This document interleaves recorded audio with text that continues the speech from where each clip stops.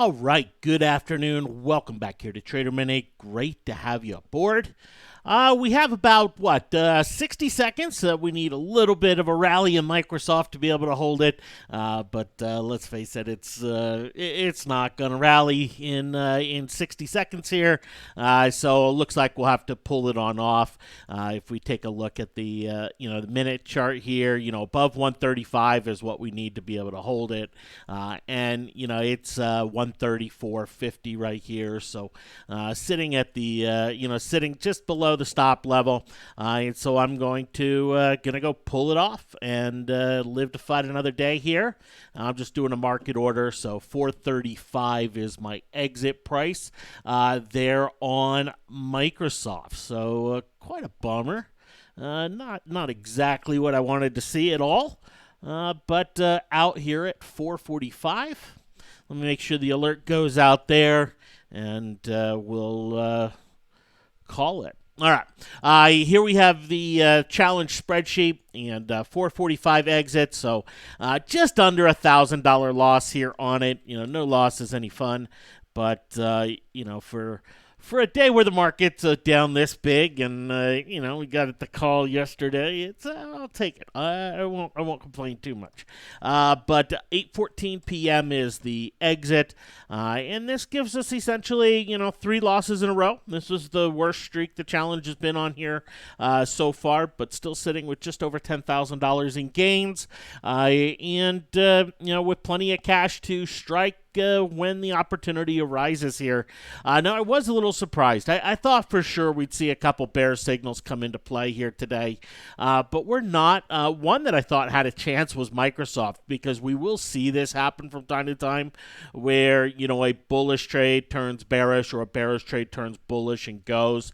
I used the Home Depot example a lot when introducing this new challenge format, right here where we got this kind of bearish action on Home Depot, and then it quickly turned and went bullish, and had a very nice rally afterwards. But we're not seeing that here so far today, with things. Consolidation risk component is just too high, and that's what we're seeing with things like a Honeywell, things like a Microsoft here. And yeah, I get asked this all the time. What if I tweak the algorithm? Would I get yes? If I tweak the algorithm, loosen it up, I will get a signal, right? Honeywell would be a bear signal if I tweaked it and loosened it up just a little bit. But I'm not going to tweak it and loosen it up, right? And there's a very good reason for that. It has everything to do with the last 3 years of testing, and going to stick with it. But one thing that is clear, and when we go and we test things and everything else, real life is different than back testing. It's one of the reasons why you hear me say, "Oh, I'm pulling Raytheon off the watch list. It'll go in the test basket," because it needs real time tested. But when we go through periods like this, October, November, December, there's not an algorithm that you can put together looking for a trend during these times that is going to be, consistently effective. Can you put a trade algorithm together that will have some effectiveness? Yeah, but not one looking for trend, right? And the one for the challenge is looking for trend, and it will stay that way. The whole idea is survive the chop, thrive in the trend, and, we've had some absolute chop. And, it is something where, what do I expect from the challenge during a chop like this? During the chop that we've seen from the beginning of July, we've basically had 2 big down days, 2 big up days, and then, this kind of 1-2 day reversal. We haven't had up days and down days stacked on top of each other in a trend-like environment. And I expect the challenge to be able to survive, during these times. And, it doesn't mean it's going to be fun. Doesn't mean it's going to be, hey, Jeff, what's the trade today? Right? But it is one of those where I do expect the challenge to survive, and so far so good on that standpoint, which should be nice to log in a nice gain or two here for the next couple trades. But we'll react to the next signal and look to go. I do think this is a very interesting day in the market, and it is one that.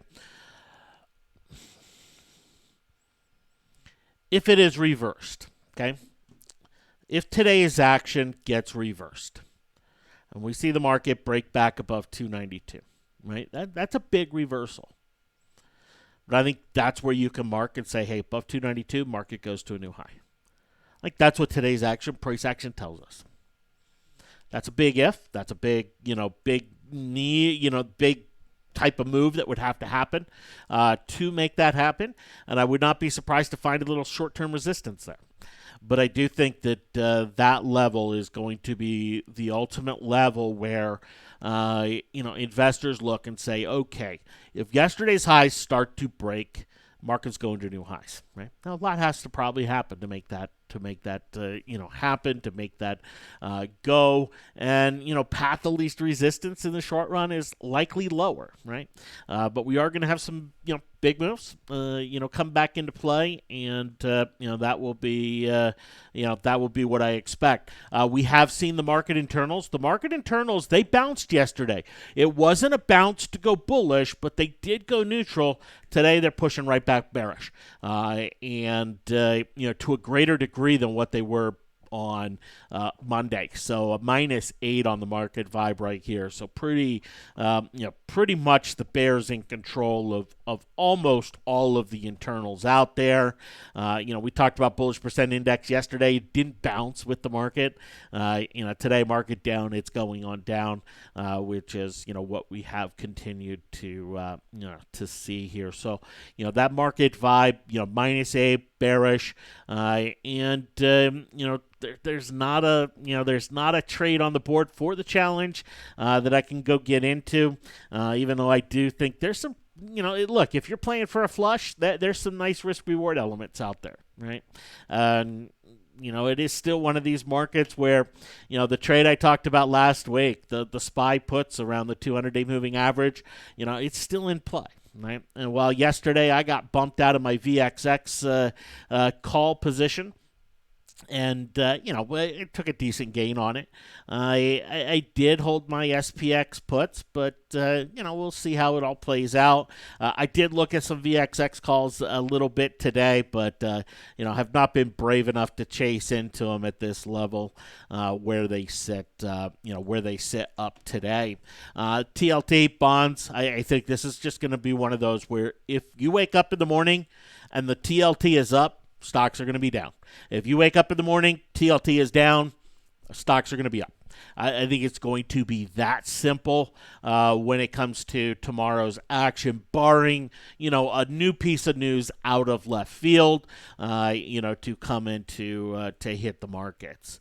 There's still trade talk, there's still Fed talk, and all of that type of stuff. But the market's not expecting any real developments in those areas, and we are in a time right now where. We're very thin on earnings. We're very thin on economic data. We're very thin on Fed speak. And, it's one of the reasons why, this time in August tends to be seasonally bearish because there is just a vacuum of real things going on. So, when something does happen, it does feel bigger. It tends to get a much bigger reaction. And that's what we are seeing, at least so far here this week. I do think today's reaction is warranted. This is not a pullback that I look at in the market and go, well, that's an overreaction. That's that's just the market, on low volume, selling out. No, this is a very warranted reaction to the yield curve inverting the way that it has. And I think it's a reaction that is very much saying, the market saying to the Fed, we don't trust you anymore. we've talked about the evolution of the market and how it looks at the Fed. And the last time the market was looking at the Fed saying, we don't trust you, was December of last year.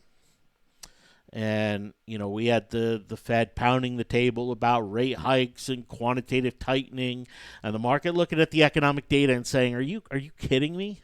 Are you for serious? And, we've seen the Fed here of late. We've seen what the Fed has said, and now seeing the yield curve go inverted, which, the Fed, the Fed can influence and the Fed can change. But they decided, hey, half a quarter point cut, and we'll see what happens in the future instead of aggressively cutting rates. And now we see the yield curve go inverted. The market's just basically saying, Fed, we don't trust you. If the Fed were to come out with an emergency rate cut, which we haven't seen happen since 2007. If they were to come out with an emergency rate cut, we would see a knee-jerk reaction to the upside that's pretty massive, but probably would get sold off. Right now, the Fed is in a little bit of a dark period in terms of Fed speak, so we're not seeing any Fed scheduled Fed speaking that is happening here this week. And as we get into next week here, let's see if I can pull it up. Here we go. As we get into next week, you can see that we'll get the FOMC minutes from their last meeting, but they're still in that blackout dark period, for them. So we'll see. We can always get some unscheduled Fed speak, come into play here, but there's not a lot on that schedule, and markets are certainly reacting as if in a way where they're just basically saying, look, Fed, we do not trust you to help these markets out and to bail these markets out in any way, shape, or form. Was asked about gold earlier today, and I think gold's a very interesting investment trade, all of that. This is something where we've talked all year about gold. And even as gold was falling in March and April, I showed you why I was super bullish on gold, and what was happening out there to put gold into a really nice bull market, even without a lot of the chaos that we've had in the last couple months, right? Gold went and hit a new high as the market hit a new high, right? This isn't one of those fear trades in the way that, hey, you know what, the market's going down, so everybody buy gold, right? Today, gold's up 1%. That's one of its smaller rallies. And, today is one of the bigger down days in the market.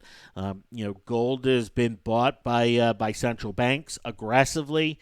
This is something that has been in a multi-year consolidation where, if we come and we look, since 2013, gold has just been in this massive consolidation. It broke out back here in, June? We talked about it then. And, bottom line, I'm bullish on gold. I think gold goes higher in the long term. And I'm very comfortable with that statement, that gold goes higher in the long term. But if you've ever traded gold, right, you either have to take a long-term buy and hold perspective or a short-term trade perspective, and that trade perspective can get very choppy. The way the gold can move, you see what some of these chops are, the rips and the dips and the dip and the rip, the gap and then the pullback and then the gap. It can get very, very choppy. It's a commodity. And, as such, trades as a commodity. It's a commodity that is in focus right now, so trading desks are trading it to a much greater degree right now, and so that's going to add to the choppiness, which does add opportunity. But, this is one where I think you can be a buyer here at 143, and you're going to make money in the longer term.